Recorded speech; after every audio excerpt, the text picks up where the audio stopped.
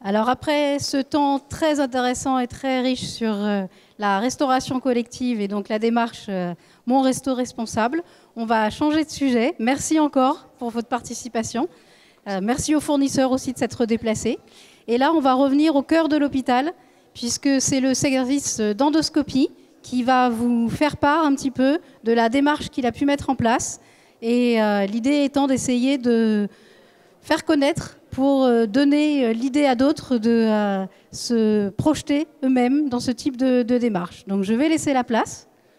Bonjour à tous, Estelle Lebeau, je suis cadre de santé dans le service d'endoscopie. Donc ça peut interpeller de se dire que est-ce qu'un service d'endoscopie de soins et de pointe a sa place au sein d'une telle dynamique de développement durable? Mais on est là pour en témoigner. Voilà, comme on le sait, la limitation du réchauffement climatique, c'est devenu effectivement un objectif qui est prioritaire à l'échelle mondiale et qui suppose une réduction drastique et durable de nos émissions de gaz à effet de serre. Souvent, dans l'imaginaire, on se dit que cette production de gaz à effet de serre, elle est liée principalement à des problématiques qui sont d'ordre industriel, mais pas seulement. Très clairement, on sait aujourd'hui que la production de soins est aussi très conséquente. Donc il y a un rapport de Shift Project qui rapporte que la production de CO2 au niveau du secteur de la santé est estimée à 33,6 millions de tonnes de CO2, soit 5,1% de l'empreinte carbone française. Donc a priori l'endoscopie serait le troisième plus gros producteur de déchets avec un poids qui est évalué à 3 kg de déchets de plastique par jour et par patient. Donc, d'où notre interrogation et les réflexions qu'on a pu mener. On a fait un gros groupe de travail rapidement en endoscopie, puisqu'on avait tous des valeurs assez communes, notamment sur le développement durable. Et on s'est interrogé à la fois sur nos pratiques en tant que professionnels et puis en tant que citoyens, tout simplement. Donc ma collègue infirmière évoquera les actions par la suite qui ont été mises en place en endoscopie. On a également rejoint le groupe du GHT, groupe de travail du GHT sur le développement durable, afin de pouvoir échanger aussi des actions qui pouvaient être mises en place. Une procédure a été écrite en endoscopie sur la gestion aussi des produits à risque, puisque nous utilisons des produits désinfectants qui sont particulièrement nocifs aussi pour l'environnement, qui s'appelle l'acide peracétique.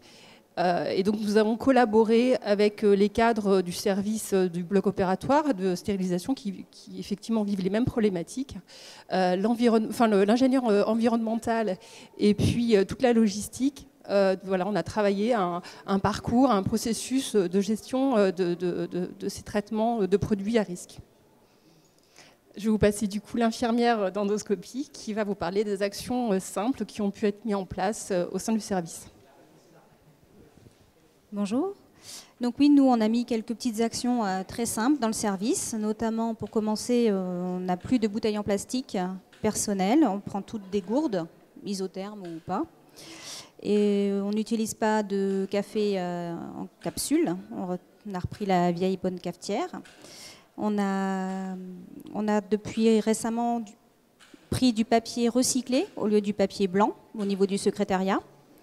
Et au niveau de la décontamination, on a mis dans chaque salle des cocottes en papier pour recycler le papier. Et on a également, avant on utilisait des dispositifs à usage unique pour les flacons de lavage pour faire les endoscopies. Maintenant on a des flacons de lavage stérilisables. Donc ils sont réutilisés tous les jours. Donc ça on a bien diminué au niveau de l'usage unique. Et on a mis en place cette filière pour les désinfectants, les produits désinfectants. On a aussi fait une grosse sensibilisation au niveau des collègues. L'idée aussi, c'est d'avoir une perspective à long terme et de commencer aussi à réfléchir à l'achat des dispositifs médicaux, à l'impact carboné, puisque ce n'est pas anodin en fonction du lieu d'achat, de la production. Donc c'est une réflexion qui sera à mener à long terme.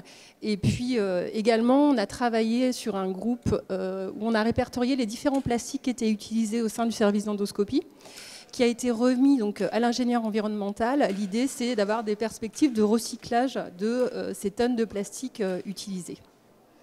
Tout ça pour dire que chacun d'entre nous, voilà, on a beaucoup à apporter, voilà, chacun à notre niveau, mais il faut, voilà, le développement durable, ça peut être aussi un allié malgré tout dans la prise en charge des patients. On n'oublie pas pour autant la sécurité des soins et la qualité, mais voilà, sans en oublier l'impact environnemental.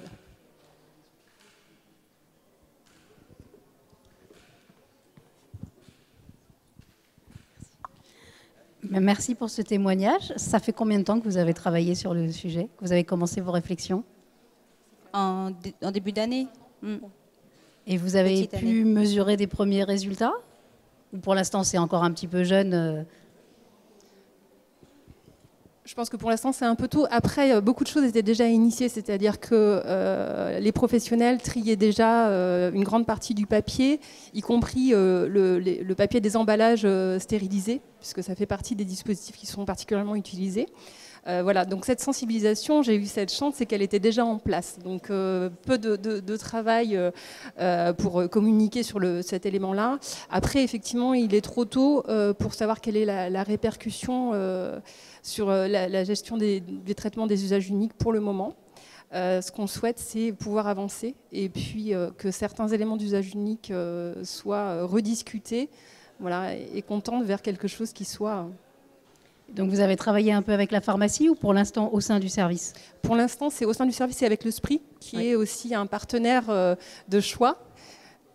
Audrey, une aide-soignante, va nous rejoindre, qui fait partie aussi intégrante du groupe et qui a aussi de grandes valeurs. Je vais lui laisser un petit temps de parole, même si on a fini la présentation.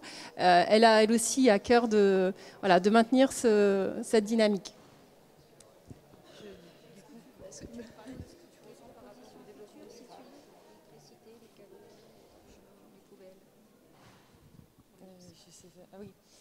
Donc, excusez-moi, j'arrive en cours de route, désolée. Et donc, nous avons commencé ce travail il y a à peu près, au début d'une petite année. Et c'est la réflexion qui a commencé individuelle, qui est devenue collective. Et en se disant, on gaspille, on utilise beaucoup de plastique, on gaspille beaucoup, en se disant c'est la santé, on compte pas, alors que si en fait il faut compter, il faut réfléchir à mieux agir pour l'environnement. Donc je pense que vous avez parlé des cupules, vous avez parlé des flacons, des bidons qu'on a mis en traitement. Maintenant, on pense aussi, on met des calots plastiques. On aimerait avoir des calots en tissu pour pouvoir lavables, pour éviter la fabrication de plastique encore et encore. On utilise des carrés absorbants pour poser nos endoscopes. Donc on se dit des carrés en tissu lavables aussi pour éviter encore la fabrication de plastique. Et donc on a posé toutes ces questions à l'ingénieur de l'environnement, qui doit aussi poser les questions aux bonnes personnes pour savoir si tout ça est faisable et réalisable. Voilà. La conclusion, c'est qu'on a besoin de partenaires nombreux pour travailler en ce sens. Ça comprend le SPRI, ça comprend de nombreux partenaires et que seul, malheureusement, on a peu de leviers d'action. Oui, bonjour. Je veux savoir, dans votre service, quels personnels sont vraiment sensibles? Est-ce que c'est des aides-soignants, des infirmiers? Est-ce qu'il y a des médecins qui sont dans le mouvement ou pas? Alors, on n'a pas de médecins, mais on a des aides-soignantes et des infirmières. Et la cadre. Voilà, l'idée, c'est aussi, en tant que cadre de santé, c'est de soutenir des innovations, des envies, des projets, et c'est important de le faire vivre. D'accord. Donc, on s'était rencontrés une première fois, et donc vous aviez déjà des idées bien déterminées.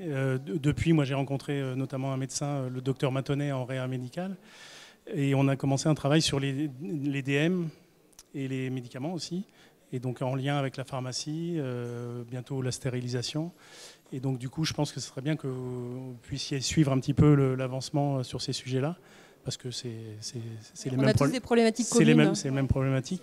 Hein, donc j'essaierai de communiquer avec vous davantage sur ce travail-là. Avec plaisir. J'aurais une dernière question. Quels sont les leviers les freins auxquels vous pouvez faire face quand vous voulez mettre en place justement certaines dispositions donc, que vous nous aviez expliquées, qu'on peut voir aussi dans une vidéo qui a été produite à cet effet. Quels sont les freins que vous pouvez rencontrer? Et surtout, la vraie question, c'est comment lever ces freins, que ce soit interne, externe. Est-ce que c'est en voyant ce qui se fait en initiative dans d'autres CH qu'on peut lire par exemple dans, ça me fait penser au magazine Santé Achat Durable. Est-ce que c'est voir d'autres initiatives qui pourraient aider d'autres services ou l'institution à prendre en compte les différents changements, ou est-ce qu'il y a d'autres solutions pour lever ces freins? Alors moi je dirais d'abord le premier frein, il est lié aux recommandations qui sont liées aux soins spécifiques de l'endoscopie. Donc ça commence par ça.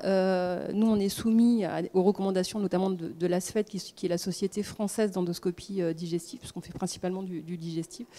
Les recommandations d'hygiène sont voilà, forcément extrêmement rigoureuses.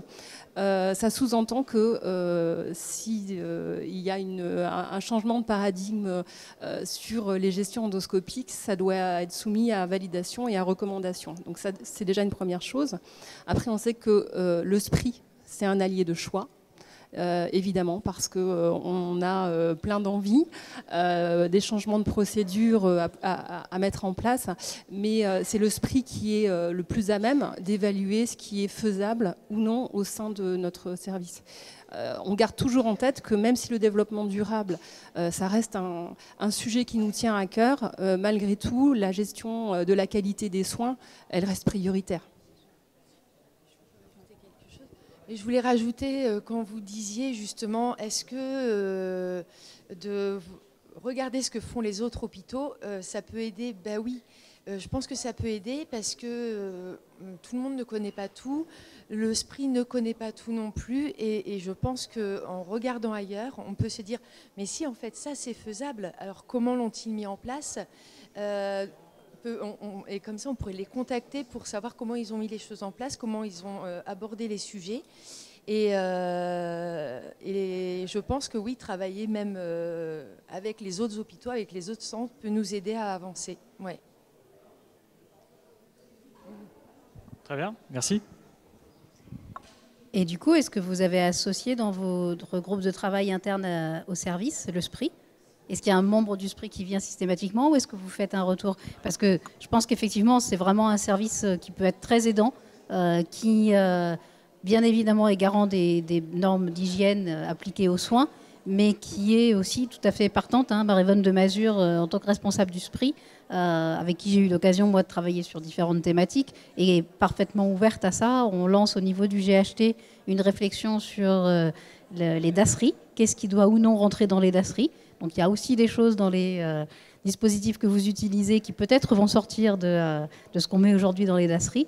Donc peut-être ça peut être une piste finalement de les inviter systématiquement à vos réunions quand vous travaillez sur ces thématiques. Alors c'était prévu.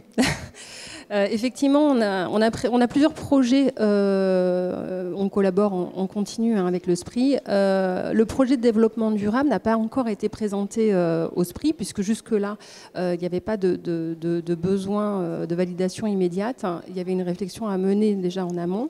Mais effectivement, il y a d'autres projets sur la gestion des cupules, enfin, sur différents sujets qu'on abordera. Et ça fera partie pour 2024 d'un grand fil conducteur.